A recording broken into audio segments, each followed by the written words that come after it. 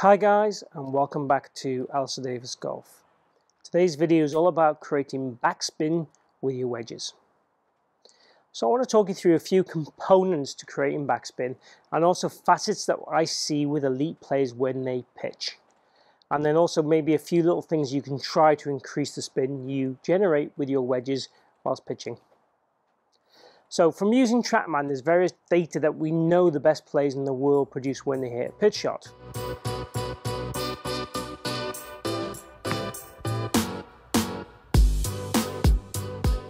So let's talk to you about the numbers they create really on Trackman.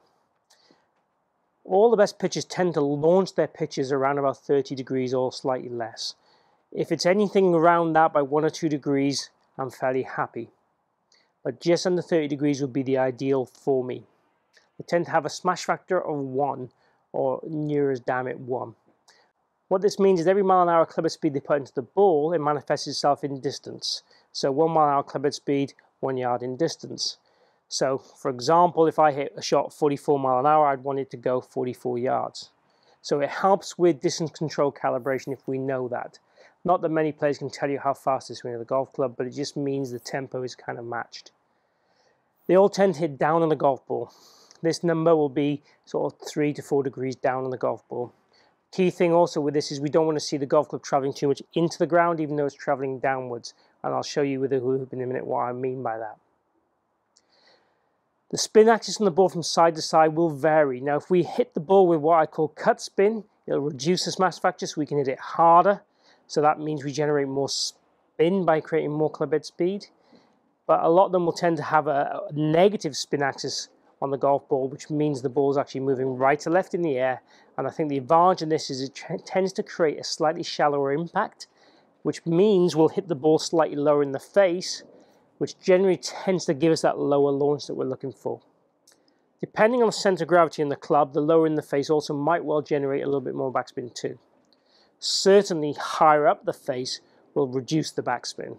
And that's why I tend to see with a lot of golfers, they tend to want to hit down on the golf ball too much, hit the ball too high in the club face, reducing the spin and increasing the launch. They get like a poppy up high shot, which then rolls a lot on landing. That's definitely not what I want to see.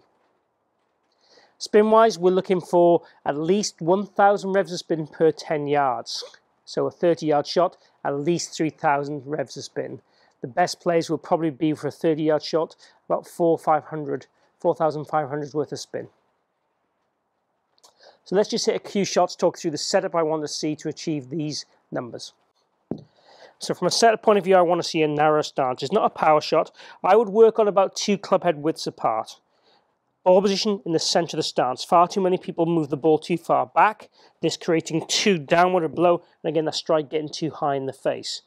I would like to see the ball in the center and the weight and knees leaning left a little bit. Now, shaft angle, I'd want to see it fractionally forward. Again, this encourages a little bit of shaft lean. This helps with that lower launch. Okay, we do want a contact, a slight descending blow and a slight leaning shaft.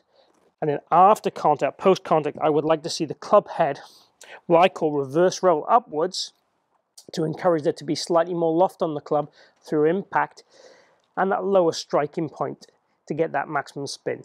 So spin is generated from the maximum loft whilst hitting down. The difference between the two creates more spin loft. And a low strike point on the club will reduce that lower launch. So ball center, leaning slightly left, hands leaning forward, probably only to the inside of my left thigh. And then when I go and play it, just try and keep everything under control. Keep control of that radius of the swing. So nothing too excessive with the wrists, just making good contact, creating decent amount of speed. That particular one there was 44 mile an hour in club head speed. The launch angle was 28. The spin of the ball was 3.8 degrees to the left. The backspin was 5,443, smash 1.02, and the carry was 38 yards and total distance was 46 yards. So the smash was slightly higher than what I said there's elite players. Apart from that, that was pretty much the same. Why would the smash be high? Well, if I generate too much shaft lean generally, or I have the club face too kind of closing down, drawing, I said I've got some draw spin on that one, that will create a higher smash. So if I went to get a little bit more kind of scoopiness to that one, as I call it, so wrist extension, I would get a softer smash. The danger is then I might get the contact higher in the face. I do want that low contact in the face to generate that spin. So as you said earlier, we want speed. So we want to generate speed. So hand travel might well be quite restricted after the ball, and the club head speed might be a little bit more excessive from doing that. So we want, you know, the pace of the swing to be the same, but I don't want certainly too locked into action. I want to definitely see a fraction of overtaking of that club head to generate a bit more club head speed and allow that angle of attack not to be too downward.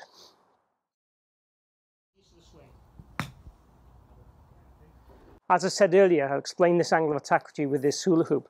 So as you see here, the hula hoop obviously has this lowest point. So if you imagine the club is going down, and if you imagine this golf club now is going to be the ground, I want it to be going down, but I don't want it to go under the ground too much. I want to bruise the turf rather than the hula hoop going way under the ground. That wouldn't be what I want. So I still want it to going down, but I want the radius of the golf swing to be bruising the turf. Now, if our body is going up and down a lot, we'll struggle to control that radius. But I do definitely want to control that radius of the swing, bruise that turf, utilize the bounce of the club a wee bit, even though the shaft is leaning forward and I'm hitting down on the golf ball. So there we have it. To generate more spin, we want to create decent speed. We want to hit the ball low in the face ideally to reduce that smash factor a wee bit so we can increase the speed more than a real hot strike. We want to make sure that we maintain that loft on the club without getting more increase of shaft lean through impact. We want to make sure that our radius of our swing just brushes that ground so there's no divot as such for a short pitch like this. And that will ensure that we get the best components to get strike and spin on the golf ball. Don't get in the habit of moving the ball back in the stance, opening the stance and leaning down on the golf ball too much. Those things will definitely generate the wrong kind of impact conditions that we don't want to see. If you've enjoyed the video, please click like down below.